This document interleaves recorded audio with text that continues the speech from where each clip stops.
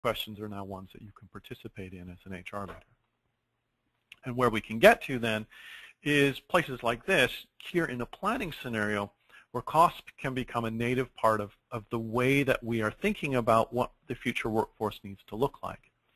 Basic questions that I'm certain that many of you have faced, like, what would be the cost savings if we froze hiring? So, we're a little off our financial plan. If we froze hiring right now, how much money would we save? What would be the impact? That's a simple question to ask. It's a very difficult question to answer, because you need to be thinking about, okay, the people that we don't hire, but also you need to be modeling in things like, well, what about the future resignations or turnover that we're having? We're going to have people leave the organization. What can we expect about those savings? Without that connection to the cost of the workforce, you can't get to the fuller sets of answers that would allow you to do that, which is actually what's being represented here.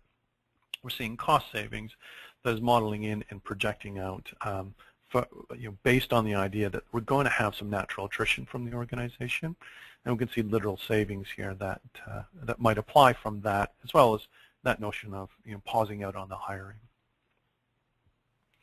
So last quick example here for you then is to think about one other big category that I recommend is you're thinking about trying to get to that overall analytics focus again. And that's to be thinking about employee movement. Now, what do I mean by employee movement?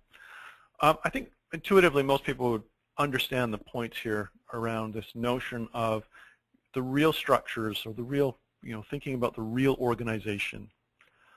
When most of us think about organization, our natural inclination is to think about organizational charts. That structure, the reporting line view, you might have a cost center view. We have some structure that goes